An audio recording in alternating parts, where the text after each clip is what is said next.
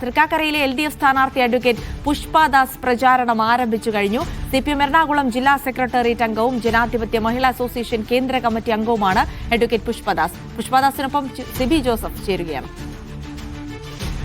Thrikkakara LDFന്റെ സ്ഥാനാർത്ഥിയായ advocate പുഷ്പദാസിനൊപ്പമാണ് ഞാൻ നിൽക്കുന്നത്.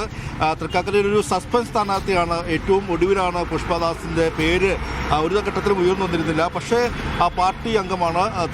എറണാകുളം CPMന്റെ ജില്ലാ സെക്രട്ടേറിയറ്റ് അംഗവും ജനാധിപത്യ മഹിളാ അസോസിയേഷന്റെ കേന്ദ്ര കമ്മിറ്റി അംഗം കൂടിയാണ്. എന്തായാലും ഇത്തവണ ഒരു സ്ഥാനാർത്ഥിയായി എത്തുമ്പോൾ തൃക്കാക്കരയിൽ എത്തുമ്പോൾ ആദ്യത്തെ തവണയല്ല ഇത്തരത്തിൽ ഒരു തെരഞ്ഞെടുപ്പിനെ നേടുന്നത്. മുൻപ് വാഴക്കുളം ബ്ലോക്കിലൊക്കെ മത്സരിച്ചിട്ടുണ്ട്. അതെ, 2005 to 2010 ഞാൻ വാഴക്കുളം ബ്ലോക്ക് പഞ്ചായത്ത് പ്രസിഡന്റ് ആയിരുന്നു.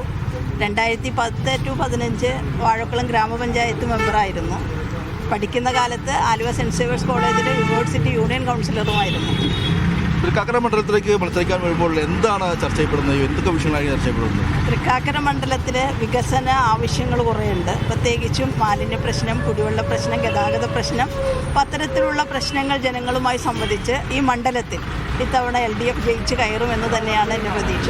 ഈ തവണ അരിവാൾ ചുറ്റിയ നക്ഷത്രത്തിൽ മത്സരിക്കുകയാണ്. പ്രത്യേകിച്ച് നമുക്കറിയാം ഏറ്റവും കൂടുതൽ തൃക്കാക്കരയിൽ സ്വതന്ത്രന്മാരെ പരീക്ഷിച്ചിട്ടുള്ള ഒരു സ്ഥലം കൂടിയാണ്. പ്രത്യേകിച്ച് നമ്മുടെ ഡോക്ടർ ജോസഫ് ഉൾപ്പെടെയൊക്കെ നമ്മുടെ അടുത്ത് ഉണ്ട്. അവരൊക്കെ അനുഭവ പരിചയമുണ്ട്. ഇതെല്ലാം തന്നെ സഹായകരമാവും അല്ലേ? തീർച്ചയായിട്ടും പാർട്ടിക്ക് നല്ല അടിത്തറയുള്ള ഒരു മണ്ഡലം കൂടിയാണ്. ചിഹ്നത്തിൽ തന്നെ മത്സരിക്കുന്നതാണ് ഈ മണ്ഡലത്തിന് ഏറ്റവും അഭികാമ്യം. എങ്ങനെയാണ് വോട്ടർമാരോട് എന്താണ് പറയാനുള്ളത്? വോട്ടർമാരോട് ഈ മണ്ഡലത്തിൻ്റെ വികസന ആവശ്യങ്ങൾ തന്നെയാണ് ചർച്ച ചെയ്യണമെന്ന് ഉദ്ദേശിക്കുന്നത്.